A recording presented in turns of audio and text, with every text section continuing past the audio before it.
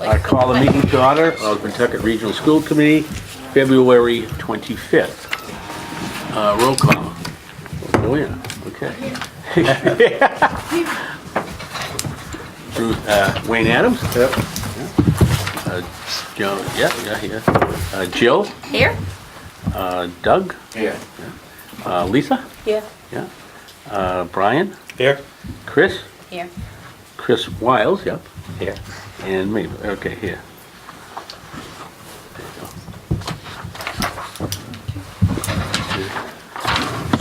go. Okay, Pledge Allegiance. Jill, would you lead us to the Pledge Allegiance? Pledge allegiance to the flag of the United States of America and to the republic for which it stands, one nation, under God, indivisible, with liberty and justice for all.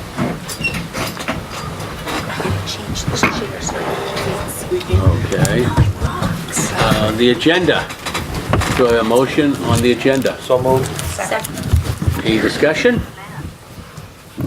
Doug? Yeah, I'd like to talk about the curriculum. Okay.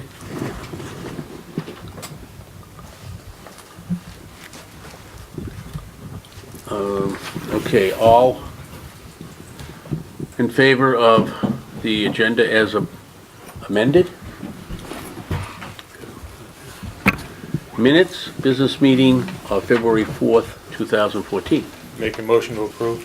Second. Second. Okay. Any discussion? Hearing none? All those in favor? Okay. Public hearing. This is not where we all stop talking. Okay. Go right ahead. New business, Jack? Is that where you headed? I went to the public.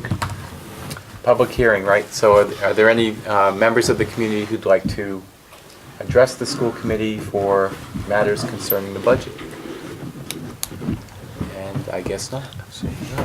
So you can close the hearing since nobody's here to speak to the issue. Okay. New business. Pentucket Educational Foundation donations. Hello. Hi, we're on the beach, so thanks for having us tonight.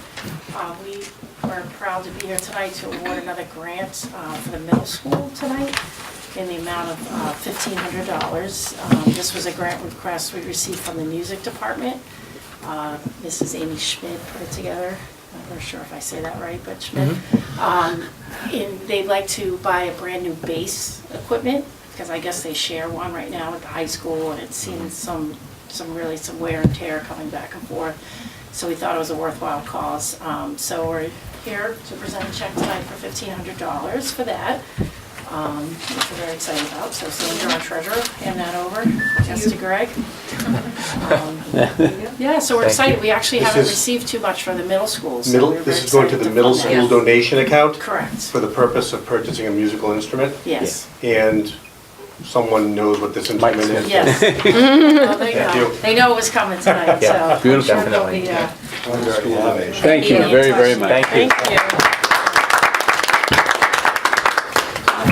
That's all we have for tonight. That was good. Okay. FY15 budget. Discussion and approval. Sure. So Greg has printed for you a new copy of the budget. He's made the adjustments as promised at our last meeting on February 4th. And maybe I'll just have Greg go through it with you a little bit to let you know what some of the adjustments were and some of the differences. The biggest adjustment you're going to notice is the total. After the changes that were made based upon the governor's budget and the project, screen repair and central campus that you voted, the athletic fee reduction going to a half instead of a whole, the total of the new budget is $35,610,115.01. The bill prior to this was $35,759,850.20. The reduction comes primarily from not losing as much revenue as we had hoped. Of course, we'll be losing the bus fee revenue, as told. We lost half the fees, but the bigger one was when the governor's budget came out and we had been projecting a huge, bigger loss in school choice revenue. We did lose the revenue from not accepting as many school choice, but we were pleasantly surprised by the fact that we didn't have as much taken away because not as many children were leaving. So once again, we could make that adjustment that we've always made in the past and pull some of the cost out and apply it to those funds. And that was the one of the bigger drivers. So it wasn't an increase in the cost, it was an increase in the revenue projection. About how much was that, Greg? We were projecting, I believe, at the beginning, a loss of about 175,000. It really only ended up being about 75,000. Oh, wow, that's pretty good. We did lose on the revenue side, but we did not have as much outflow as we had thought, so we get lost on the other, we gained on the other side. And when we realigned it after, and redid the debt service and all the things after your last meeting, this is how it comes out. Based upon this, reassessments were done to the 3 towns and given to them to see how they felt about them. In the interim, since the last, I believe we've met with 2 of the, I think we'd met with Merrimack before the last meeting. Yeah. We have met since with Groveland and West Newbury, and we've seen no issues going forward in the form of overrides or any problems with what was being presented. Yeah, one of the big benefits I think that the towns are really very happy about is they know we're working very hard to keep from an override. So our work is focused on improvements, but also managing in a way that's really representative of an understanding of what the towns have to struggle with as well. So with no projected overrides, I think we're in really good shape. And we just had our meeting last night at Groveland. They were very positive about our budget. We had a meeting in West Newbury not too long ago, and that was the first time I'd ever been congratulated for doing so much with so little. And Merrimack was just very pleased with it, but they had the earliest presentation, so that was even before the governor's budget had come out, right? Yes. Chris? Oh, no, I No? don't. Okay. Any discussion?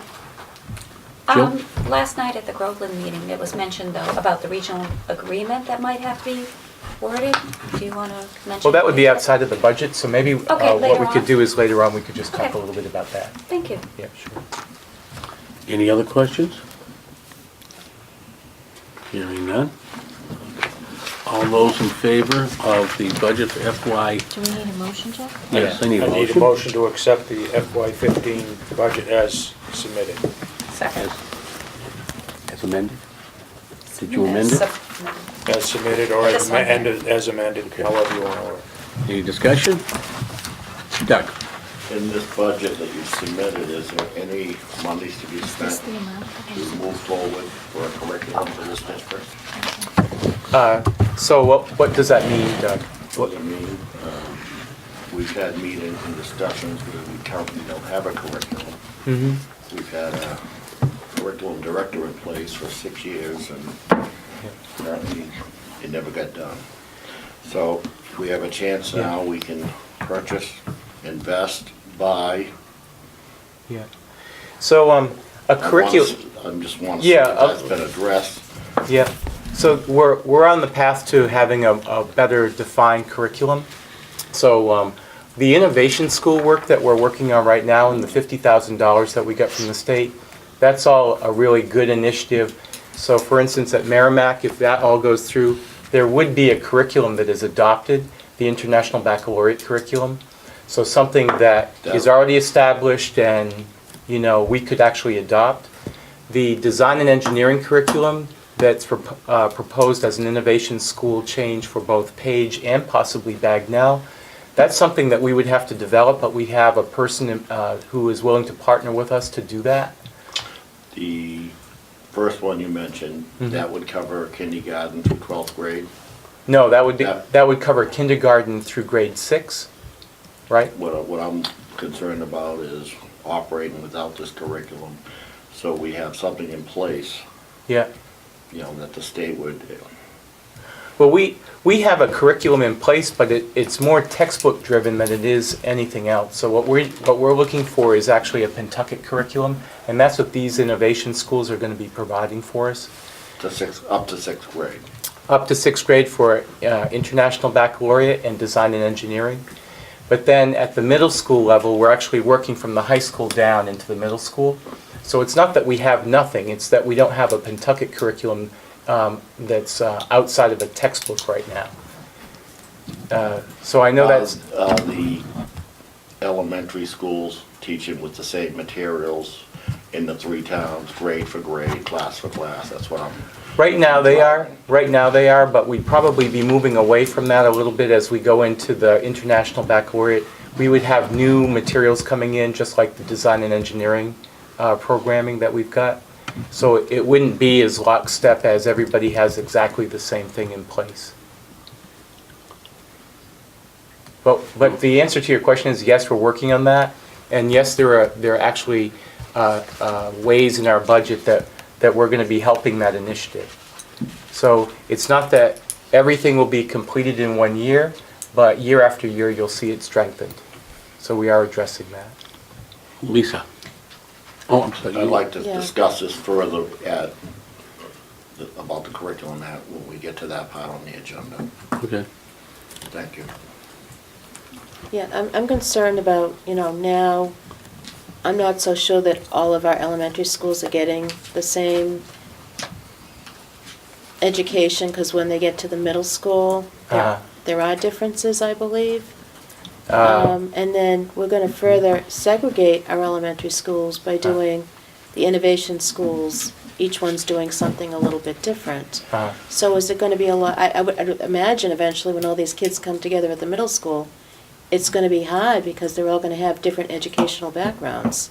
Well, that would be something we could take up at our curriculum subcommittee. That sounds like a really good topic for us to talk through. But I don't see that students are going to be shortchanged coming to the middle school. I think they're going to actually benefit from the higher powered curriculum. Well, I agree. I think each one of them is going to definitely benefit. They're all going to come with different strengths. But are they ever going to be able to all come together because they all have these 3 different And that's what I could strengths? explain, I think, better in a subcommittee, if we spent some time to go through what we're actually talking about with the International Baccalaureate or with Design and Engineering. I think you'd see that it doesn't have to be that everybody has exactly the same as they go through, and that they could actually come out with very similar strengths, even though they have different programs. Okay. Yeah. Now, in regards to the curriculum in the budget, Mm-hmm. I think I see something on page 22 that addresses the breakdown. Is it $130 for the elementary, $140 for the middle, and $160 per So high you're school seeing a student? per pupil expenditure, right? Right. Yeah. So in the past, we haven't had a per pupil expenditure, and it's been a little bit out of balance in that way. Some schools having more, some accounts having less. So we put in an equalizer so that everybody has, according to the number of students that they have, a per pupil amount that they're able to expend. Okay, so parents at the elementary level and the middle school will no longer be charged And the high fees school. for, That's right. like scholastic books and magazines. That's and right. things We like want to that. take care of all of the in-classroom expenses because those things should be provided by the district. Okay. Yep. So as we go forward, there may still be some surprises that I haven't, that I haven't accounted for at this point, but that's the intent, is that we can always be providing for kids as they go through, and that we don't have to have these surcharges for parents as kids go from grade to grade. Good, thank you. Yeah. Any questions? Just on the budget, just to clarify, can we put the dollar amount in the motion to clarify it as I think that'd be a good idea. $115.01? It's the budget we have currently here. Yeah, we'd want the bottom line represented. Yep. Okay. Any other questions? Hearing none. I have a motion, discussion. Nothing? All in favor? Opposed?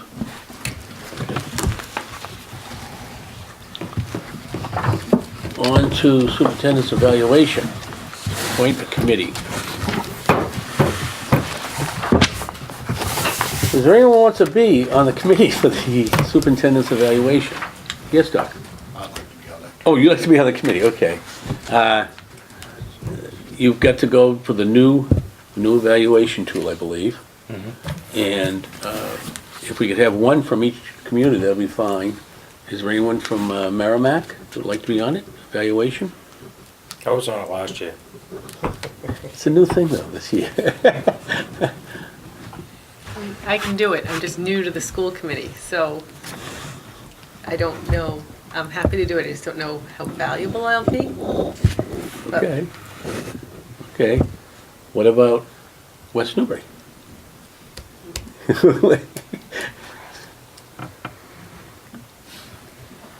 Jack, why don't you explain the committee a little bit? I think it might make Joanna feel a little bit more at ease. You'll do it? No, and I would help explain how it is. Last year was Okay. a year we got our feet wet. This year it's more in earnest what the state expects. I don't believe anybody's level of concern should be way high because the directions are pretty clear for people who've had some background in evaluations, in rubrics, and that's where it gets slightly sticky. Okay. Last year went smoothly because everybody did one and were able to evaluate each one and put them in a compilation that made sense to the state. And what makes it real good in our district is the fact that Dr. Mulqueen does what the state asks, and halfway through the year, he has set forth his own goals that parallels a lot of what the state expectations are, and he has passed them to us to take a look at, to comment on. And the biggest part of this, the state wants to see examples that we can validate or substantiate goals were met. So the chairperson of this would definitely have to pick through the 9 and find the comments from our committee, which would validate that these goals were met in part or wholly. And it's just not as hard as you'd think, but Jeff spells them out real well. So you can almost use his document as a reference to see where in our district things have improved or changed or where we're heading, because quite frankly, it's been done all along. I mean, I'm impressed that way. I used it as almost a template when I needed, because the state wants, they don't want a lot of flour. They don't want, oh yeah, he's a wonderful superintendent, as they don't want flour for a teacher either. They want you to substantiate that these goals have been met. And so just jumping in with a pen and saying how wonderful he is isn't going to cut it. The fact that Jeff does his work and has it in print already where we've gone forward with something really eases the pain. I definitely think the chairperson should have a good working knowledge of educational rubrics, etc. But everybody else, anybody else on the committee should feel very at ease that this process will be done and it'll go somewhat smoothly, etc. So don't let it deter you. Don't be scared that you're not in education for 40 years and you've done this all along. Thank you very much, Wayne. Can I ask, I want to ask if, I know we wouldn't have one member from each of the 3 towns, but would you be interested in doing it again? And here's my thing, don't give me that look. Here's my thinking, although I didn't agree with the net result at the end of last year, I think the committee did a phenomenal job compiling it. I think to have a continuity from somebody who was on it last year with new people on it this year may be better. I don't feel competent to jump in and do it myself, and I think you did a great job. So my suggestion and question would be, would you join these other 2 on that committee? Yeah, I want to also say that Wayne was phenomenal with helping to guide us because he did know how a rubric should work and what examples are legitimate examples that you can use. I mean, myself, I might have used one that wasn't a good one, so of course we couldn't, use that as part of our validation. So he was wonderful. You already have the template, Wayne. It was a question, Wayne. Know how to read all their answers. Well, I can't I've got refuse 7 it. yeses so far, here, Wayne. If Chris has given me that type of compliment, I can't refuse Chris, I guess. Okay, I would, okay. yes. I'll have to try that more often. Yeah. Okay, so it's Doug Gelina, Yep. and it's Chris. No. No, I'm sorry, Chris. I'm sorry, Chris. No. The table. Okay, Wayne Joanna. Joanna. and Joanna. Okay, you'll have a good doctor, good teacher right there. Okay.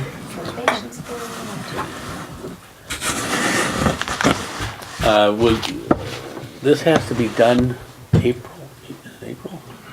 Yeah, April, so May? I'll get some documentation over to Wayne, and last year, he and I met a couple of times to keep things going, and maybe we could do that again, Wayne, if that worked for you. I think the timeline is a little different this year. Last year, we could have passed it in as late as September. of the year. I thought it was May or June. Well, that's how quick we were and efficient. Yeah, yeah. No, I mean, that's when the state wants it now. Yeah, Yeah, they want it now. Yeah. Okay, very good. Okay, we're going to go into executive We session. got one more item, we got 2 more items. Oh, come here, oh my God. Yes, I'm sorry, curriculum. We got communication with Whittier School Committee. Okay, let's do communication with you. What did you find out? So I did call over to Whittier, and the reps for the different communities actually are invited by the school committee to come and to join them. So I didn't know if you wanted to have the reps for Whittier come and join either a business meeting or a subcommittee meeting where you could all, talk with them. There's 3 members, correct? Each town has a Each rep. town has their own. I'll address Jeff's question, and my real simple answer is I'd love to have them come to a business meeting. When Jeff did the budget presentation in West Newbury, coincidentally, Whittier preceded us with their presentation. And there was questions asked there, which I'm going to say, quite honestly, I never thought about before either. But one of the finance committee members asked them about school choice, and Whittier does accept choice. But Whittier is different because the students they accept within their member communities have to pass an exam. And they don't accept an awful lot of kids. The acceptance rate, I don't know what it is, but I know it's not significantly high. It's not an exam. Yeah. I don't think they do the exam anymore. There are criteria used to get Okay. in, not. Right. But people do not get accepted, and from the people I have talked to, not just in this district, but in other member communities, there are really good kids who don't get into Whittier. And then they go and they take, and in West Newbury, we're paying, I think, $12,700 for a Whittier slot. And that's going to be $200 and something thousand for the town this year. And then their open seats, they do school choice from communities outside the membership, at which they only get $5,000 for the seat. So basically, our own students Pay 'em. don't have the opportunity to go. So that's just one question in a series that I would have for the Whittier people. It just seems odd that we're paying such an amount, but yet we've got great kids that don't get to go there. And So- we're really subsidizing the kids from other districts, Yeah. from outside of our districts is what that Okay, means. Brian, you can go first. Lisa was first. Lisa, go. The application, it's an application process that they go through. So, that there's a scoring system that they use. So they look at their grades, they look at their, behavioral records, disciplinary records. They look at their attendance, and then there's an interview process they go through. So there's those 4 things, and they get graded on all 4 of them. And if they don't make it the first go-around, after second term, at 9th grade here or what have you, they can reapply again, because there are seats sometimes available, and kids do get in. from Well, there all are towns. seats available, that's the problem, but we're not getting to use them, and that's what bothers me the most. Yeah. I mean, public school, we have to take everybody, but yet Whittier, when we're paying a premium, we don't have, and I love the trades, I'm not against the trades, I'm against putting more of our own kids in that system. I mean, Whittier's a great school, I think we need to make better use of it, I guess. Okay, Jill, you had, Was it Brian? Yeah. I agree with you, Chris, and I'll tell you right now, I went and sat in on one of the meetings at Whittier, because we had a Merrimack student that wanted to go there, and they he missed by 3 points, and they ultimately told us that because he gave short answers on his interview, he didn't elaborate on his interview, he didn't score high enough to get in. So he did. He waited until the second quarter, and he got the grades to finally get in. He did go to Whittier, but there are kids out there from our district that deserve to go there. And here's the rub. That person who's probably pretty capable and didn't get in by 3 points, that open seat now goes out to a choice, which is a lottery, and you don't know who you get. Correct. So it seems very odd, the process to me, and I would just like to know more about it and let them know what our thoughts on it are, because I don't think they hear our thoughts. Okay, Doug? Yeah. I went to Whittier, my kids attended Whittier, and They didn't take tests, did they? Did your kids? It's an evaluation. it's evaluation. Okay. She's more- MCAS is driving a lot of the problems we're discussing right now. They want kids that are gonna do well with MCAS. Everybody does. But my concern with that's a vocational school. Absolutely. And I'm not saying that those students that go to that school are not college bound. But a lot of the kids that go to that school or try to go to that school do not have the finances to be college bound and now want to be productive citizens of this country and go and learn a trade. I mean, how often do you hear in the news, we don't have any skilled tradesmen anymore? Nobody wants to work with their hands. Yeah, they don't want to work with a computer. Yeah. They don't want to work with a computer. Yes, Jill? Yeah, I mean, that West Newbury meeting was very eye-opening with some of the questions that was posed to the representative. And, some of the things that I found interesting that I would like more answers to was, again, they're choicing in students, yet they're not considering a reduction in the classroom sizes of their teachers. They're touting that there's no reduction in teaching staff, and that, I think it was 70% of the kids are eligible for college. What was that number? You were there. Yeah, I didn't catch And that. I'm going, okay, but like you just said, it's thought of it more of as a trade for skilled people, and when those children are denied from our districts, our sending districts, and they're choicing in students, that's problematic for me, and I need some answers to some of those questions.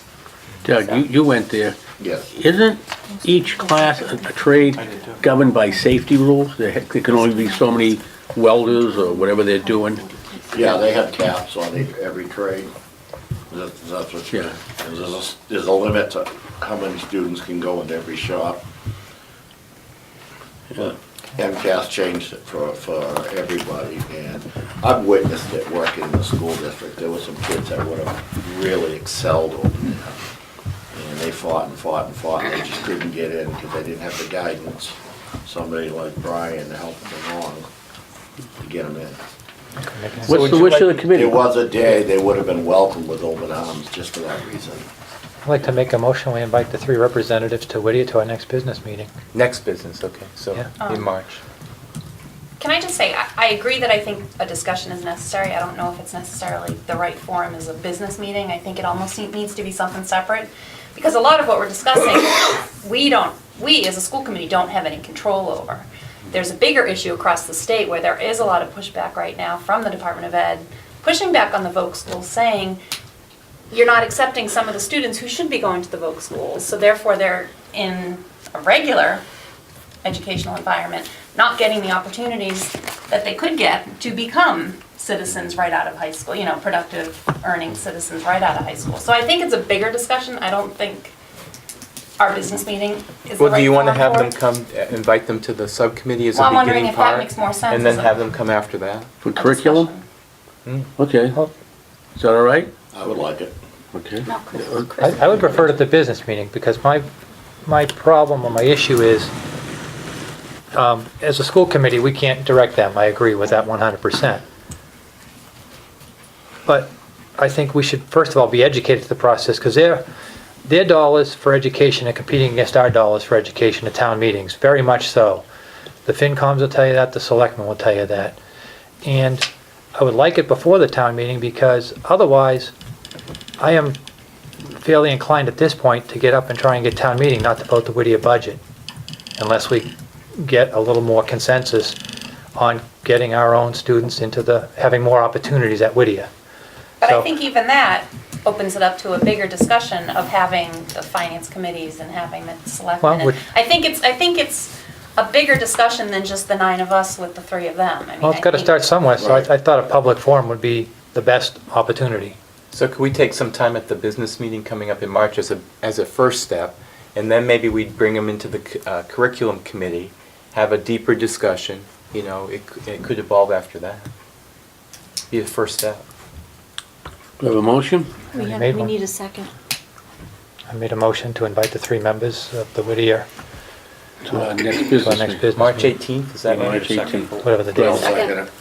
Second it, okay, Doug seconded it. Okay, any discussion, further discussion?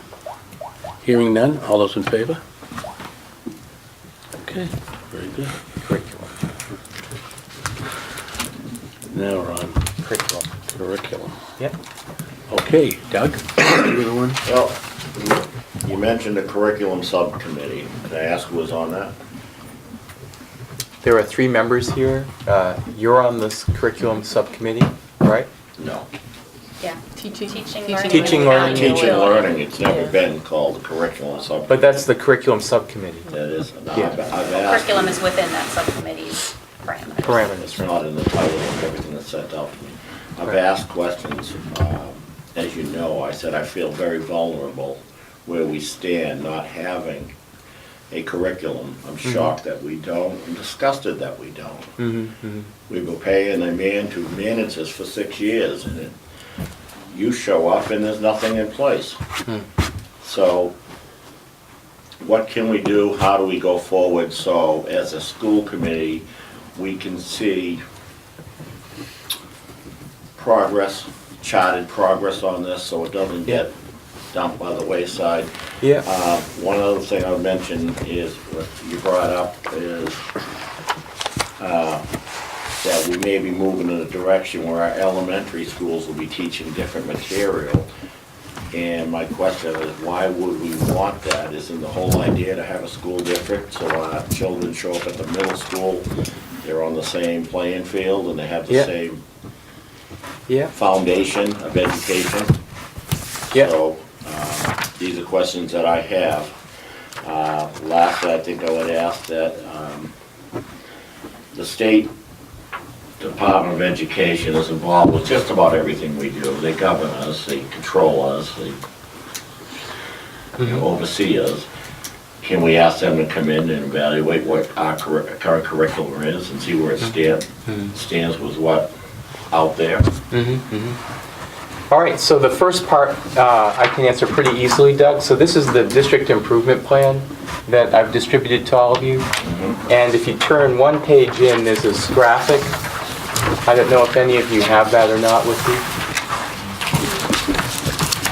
But if you don't, I can describe it, and I'm happy to go into it in some detail for you in the curriculum committee.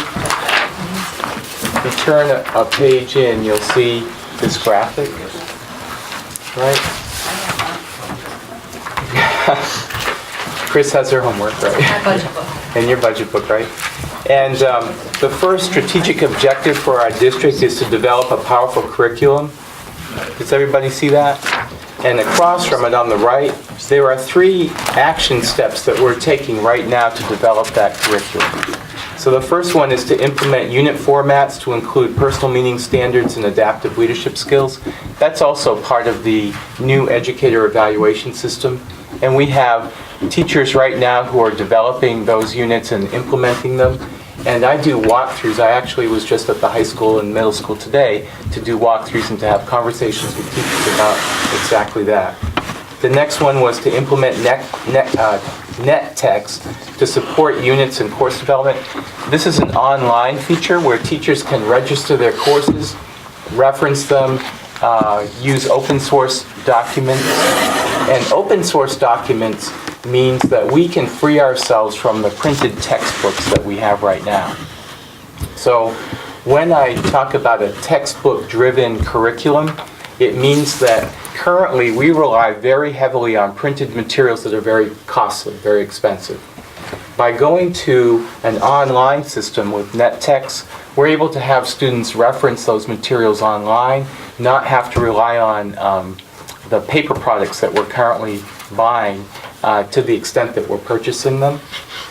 And then third up here, we have developed district-determined measures across the same parameters. District-determined measures are state-imposed as well, but we're developing these, and they're very similar to units of instruction, but they would be used periodically as an assessment system for us. So we're getting away from the kinds of assessments, 25 problems to answer rote questions. These are very complicated things that kids would have to develop arguments about, do writing assignments for. So those are the steps that we're taking right now to develop our curriculum. The number 3, develop Yeah. district-determined measurements from Yeah. personnel. Yeah, We using our own resources to come up with this? our teachers are developing those, and that's what the state is hoping for us to do. So these aren't things that we purchase, these are things that are developed over time so that we have more sophisticated measures than like 25 math problems that you solve. That's too simplistic for what our kids are expected to do right now. Again, I asked about the state level because, Yeah, like I said, I feel vulnerable. I'm looking here that we're putting our own personnel on this matter. yeah. And So I that can, worries me. Yes. I'm concerned over that you know, these people are professional teachers, but yeah. are they in the right choice to pick out the substance of what they're teaching? Yeah, definitely. So we're working with teams of teachers that span elementary, middle, and high school. They're all working together. So for instance, in math, I have Ed Hickey, our department chair, working with elementary teachers to make sure that we have pretty high-powered standards in place for these district-determined measures. And just over vacation on Friday, I called Ron Noble, he's in charge of this effort over at the State Department. I talked through with him what we're doing, and he feels that we're right on track. So I do keep in contact with the State Department. I am the person who's running the meetings with the teachers to develop these measures. I go into classrooms to help teachers with the principals to develop their instructional units, and we're on the right track for doing this work. The State Department doesn't supply materials or supply resources for you to get these materials? They supply... What I'm concerned Yeah. of is the people that are selecting the classes, Yeah. like I said, they're professional teachers and educators. Yeah. It's what they're selected. I'm just concerned that we're going to miss something and we're going to be... No, we're on track. We have very good teachers here. I've worked with lots and lots of teachers in other systems, and we have very committed, good people here. And we're doing very sophisticated work. And again, I talked through it with Ron Noble of the State Department on Friday, and actually Maria Gray was with me in the conversation because we wanted to make sure that we were on the right track for doing this work. And we were given assurances that we were. I remember there was talk prior to this about purchasing a curriculum. Is that what other schools do? The International Baccalaureate is what I was talking about. Okay. So there are some instances where you can purchase a curriculum and use what they have to offer. But even with the International Baccalaureate, the teachers still have to develop their own units of instruction. It's not like you purchase a book and you deliver it page by page with your students. The other question, I guess, why would we want our elementary schools to be teaching different materials? What's the benefit of that, I guess? The materials are no longer, like when I was in school, we had one math book, everybody had the same book, everybody went page by page through the book. Now it's a matter of having a pretty sophisticated outcome that you're looking for kids to do, and they come from all different areas to approach it. So, for instance, the grade 3, there we go. For instance, the grade 3 district determined measure that we're working on right now. So this is in grade 3. The question is, should Plum Island be rebuilt? Okay? And So that's a math problem that kids are working on, and it's also a writing assignment. It's also English language arts that they're working on through that. They have to develop an argument, and they also have to develop the math skills to be able to support their argument. So all 3 middle schools are being asked somewhere in there? All 3 elementary schools, all grade 3 kids. I'm sorry, elementary. All grade 3 kids across the system eventually would be taking these district-determined measures. They'd all have the same thing that they'd have to do. Same standards, they'd have to reach the same outcome. Well, that's what I'm concerned about. So that's an example of Kids are a... learning the same materials. I mean, I understand you're gonna Yeah. have some variation, but That's right. the complaints that I hear, Yeah. you know, they're not teaching the same math at the page that they are at the back now. Yeah. I'm concerned They- about parity. Well, and they are. So I can tell you that we're using everyday math at every elementary school right now. And I've been at every elementary school, and I've been in every classroom across the whole district, and I can tell you everybody's doing exactly the same thing. And that's not getting us to where we need to be. So we could be using the textbook, the everyday math text, or any of the textbooks as a resource for our kids. But going page by page through any textbook is not going to get us to the new place that the state wants us to be. We have this new system called PARC that's coming to replace the MCAS, a new test. Very sophisticated instrument. Kids are going to have to be doing research skills and experiments as low as kindergarten.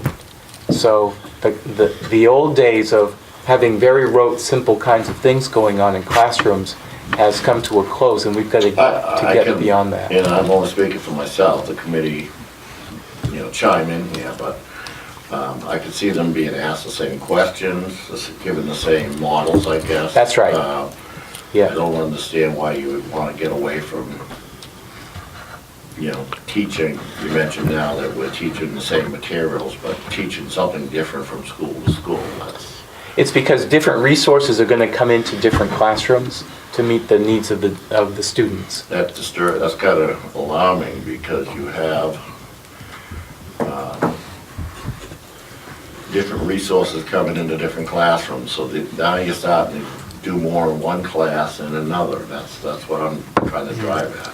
Yeah, so there are some standards, so you're exactly right. There are some standards that we have to make sure everybody gets, but the idea that one textbook is all that you need, we've got to get beyond that part. There are going to be other things. So there could be one textbook that we have, let's say a math book. We have one textbook, but that's not all that the teacher or the students will need. Exactly. Right.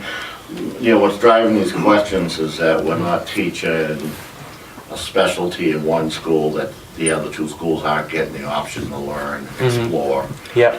And, you know, throughout the different classes. So for instance, the International Baccalaureate program and the Design and Engineering program have 2 different names, but are very similar in what they're going to be offering. So it's science, engineering, technology, art, and math. Those are the things that everybody is doing right now. And it's about doing real-world, community-based learning and, really connecting kids to what's meaningful to them, rather than just studying in a textbook. So they could have different names, but we're going to end up at the same place, with the different programs that we bring in. All right. The last question I asked. Can we have the state come in and evaluate what we're currently teaching, so we're not at a shortfall? My concern is 6 years without having a curriculum. Yeah. Why aren't we in a crisis mode? Are we gonna get called on this? Are the parents that's gonna be concerned and say, hey, what is going on here?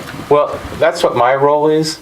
So I could ask the State Department to come in and do an assessment of our curriculum, and they would say, well, we give you the standards. This is your job to do. It's not our job. So that's a local effort that we have to make sure that we're doing. And that's really what my job is right now. Fox's garden hen house, that's what it comes to me. We have a situation where we had a person assigned to take care of the curriculum, and you're telling me the state relies on that person to say whether he's doing it well or not. Well, and that's why, They don't have a second check, a system of checks and balances that says, they do, that's called MCAS. So if your students were underperforming, they would be in here to be more prescriptive than otherwise. But that's why I did this improvement plan, is so that you could see exactly what I'm doing, how I'm doing it, and why I'm doing it. And it's going to take a while to develop, but without steps like this, you just rely on your feeling. And I wanted you to have some concrete steps so that you could monitor what I was doing. Wayne? yeah, I was just gonna say, to make you feel a little better, Doug, the state has set forth, and the district has had them, a set of standards and frameworks that all districts throughout the state have to abide by. And teachers shouldn't be picking and choosing what they teach, whether they're a real good teacher, bad teacher, you don't decide the curriculum. We have from a year-to-year basis or a 1 to 3 year basis of which particular content areas have to be covered. I think I'm getting the idea that maybe the content and the strategies used educationally for that are clouding each other. As far as what we should be teaching content-wise in the district is indeed what we should be, that's being monitored at all grade levels because the state requires it. Now, presently, because of MCAS, they're testing us on what they have told us we need to cover at certain grade levels. And as if we don't perform, that's indeed when they step in, that's when you see districts that we've had around here, all of a sudden the state takeover come in. So it isn't a situation that the last 6 years we've been standing here disregarding what the state has told us to do, or at least attempt to do, or whatever. It's not just as much of a problem, I think, that you might think it may be because of history.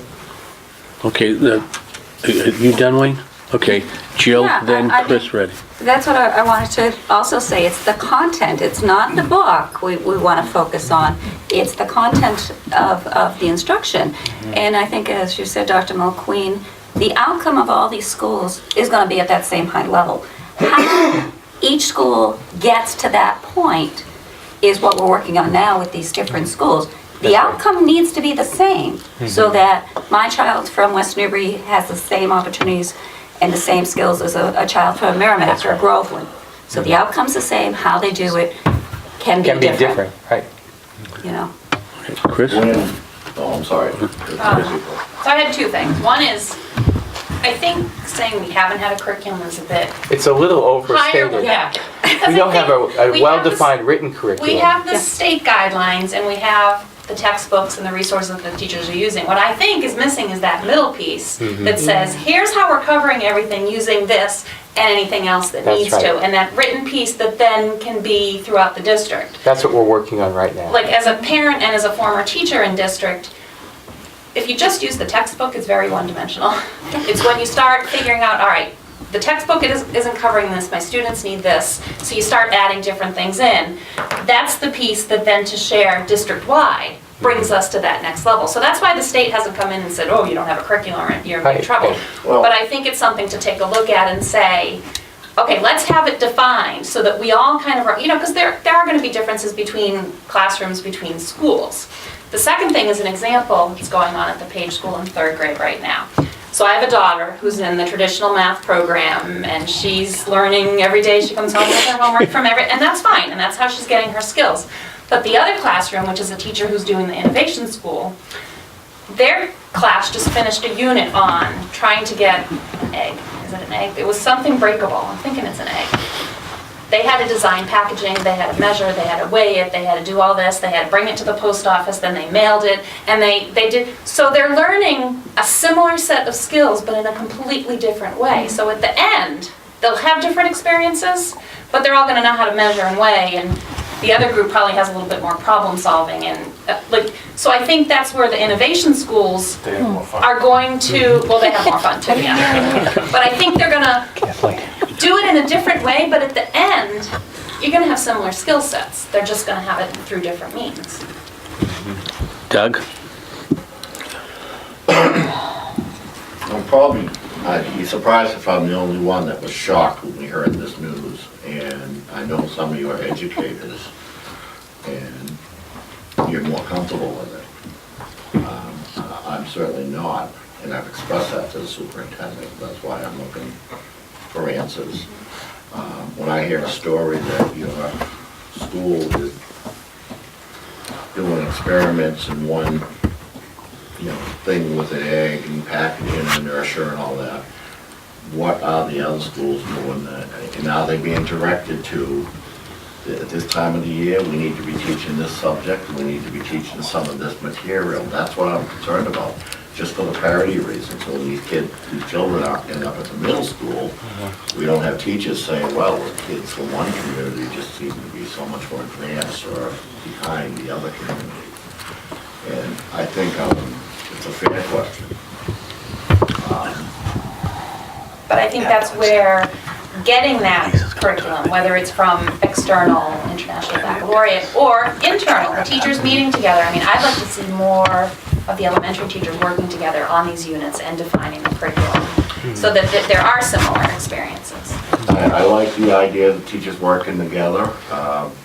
We teach the students to collaborate and work together. I don't have a problem with that. I'm concerned about teachers picking out this curriculum, setting this path. I think there are people that are educated that's their primary study. Those are the people I feel that should be involved with that. That's all. I'm only one person, as I'm reminded. I just want you people to consider what's going on. Okay, Lisa, and then Chris Wiles. My concern is that, people are broken down into different categories. Some people are visual learners, some are auditory learners, and some are, more tactile learners. So when it comes to classrooms, teacher, when the kids are broken down every year and they're put into different classrooms, that this teacher is probably going to be the more visual teacher, or this one's going to be, one's going to stick to the books and one's going to be more the hands-on with the eggs type of thing. So is there a lot taken into consideration where you have the kids that are the visual or the tactile learners, and they need to be put in the classroom with the teacher that's going to be doing the egg project, but you got the other kids that are more, visual learners and need to be learning out of books, and they're matched up with the teachers, because I'd hate to see the kids that are tactile learners put in a classroom with the teacher that's doing the books. So that's what I'm trying to iron out, so that we have what Doug is talking about, where everybody is getting that similar experience. But then, as you can see in objective number 2, we're also talking about what does every student need. So it's not what does a class of students need, it's what does every student need to accelerate their learning. So we've got a very tight plan here, and I've got very concrete steps. And all you need to do is follow this plan. These are the steps I'm taking. I'm going month by month. You can monitor my work. I encourage you to take a look at this. It's very good work, and it will help you to see that we're actually taking steps to improvement, over time. Okay, Chris Wiles. I'm going to say, I'm not quite sure where I fall on the subject, but I want to say I appreciate you bringing it up, because I think it's been a good conversation in general. It's helped me with a few of my thoughts on it. But in the past, we've had retreats. We try to do them once a year, where we could get together and have these kind of conversations. And the previous retreats, we brought in a facilitator, and I wasn't really excited about some of those.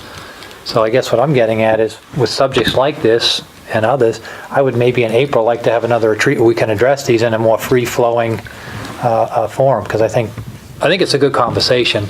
I don't think we're going to hit a resolution or a solution on it, but I think we at least get each other's thoughts put out on the table, and I think that's what's most important.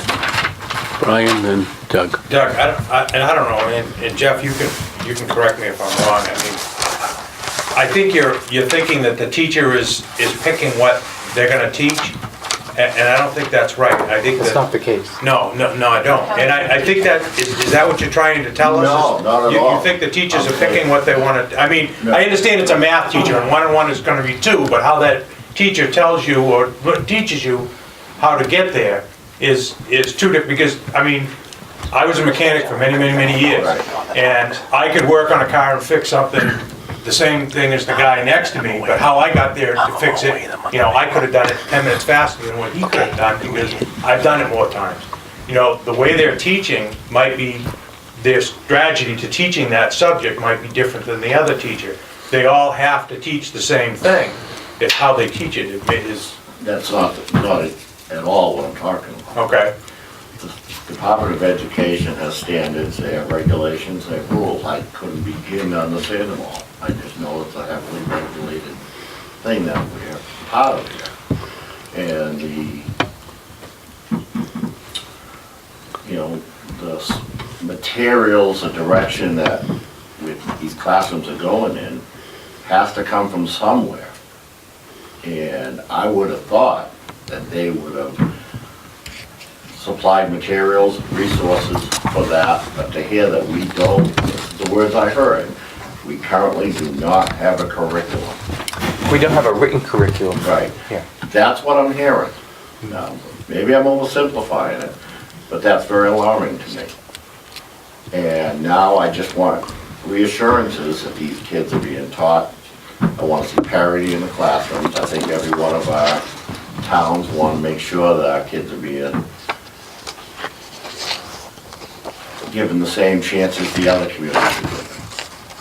I want to know that at no point are we going to get called by the state and say, listen, you guys aren't following the state guidelines, you don't have this in place, or you don't have that in place. And this has been an ongoing thing for quite some time. I've let it go and I've let it go.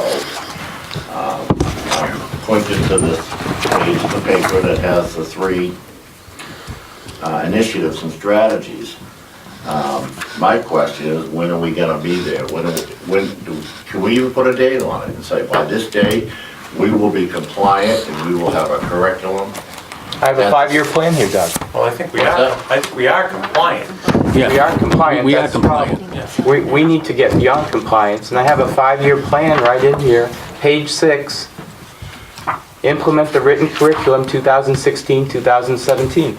I provided all of this documentation for you so that you could monitor and see when we're going there. And I think even getting to that curriculum point, you're really never 100% there. It's never finished. It's always going to be changing. It's an ongoing Some job. degree it's evolving, but I'm looking for reassurances that says, you know, we have this system in place that's guiding our teachers to do the best job they can, and that is accepted by the state. And when I'm told that we don't have a curriculum, that's when I said, wait a minute, I don't think we're where we should be. Now I'm told it's a 5-year plan. That's not acceptable to me. It might be to you, but that's not acceptable to me. Okay, We're gonna have a. if anybody, we'll have there's a motion on the floor that Chris made to have a retreat and to talk curriculum and whatever. What is do I have a motion to a second? I'll second that. Second that. We need to pick a calendar date. I don't have a Yeah. calendar. Got to pick a calendar date. Can we go with to be named in the future? We'll all look at our How calendars about and the see what they, second Tuesday in April? which is what?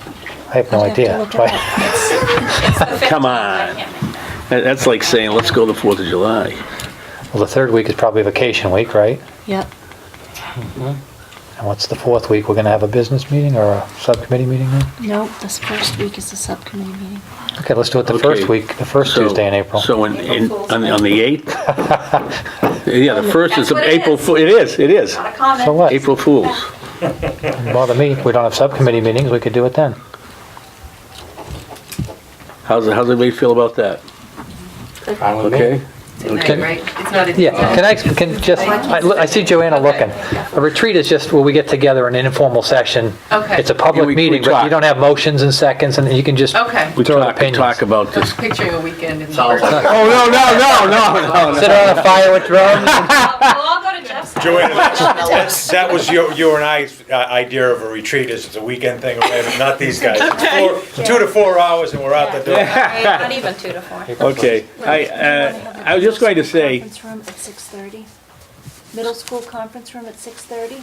On April 1st? Superintendent's conference room? It's not an April Fool's joke, be there, okay? And if anybody has subjects to discuss, if they could put them in emails to Jack or Jeff. and we can- Yeah, it's helpful to know in advance what you're gonna talk about. But I want it to Well, be free-flowing if we can. I honestly think the curriculum thing is, I mean, we've been talking about it now for almost Half an 40 hour. Yeah, half hour to 45 minutes. I think that'll, Take up. yeah. It sounds good to me. Okay, all those in favor? Okay. I won't say what I was gonna say. We appreciate that. Okay, thank you. Okay, going back, executive session. Did you want, Jill had brought this up. Is it appropriate Oh, to it wasn't talk on about the agenda, though. I realized that afterwards, but if you want to mention some of Okay, the yeah, placeholders. you would want to know about it, Jill. Perhaps you can, Yeah, can I just use that for a minute? Absolutely. That's So, old, back is new. You all remember that we made some adjustments to the language.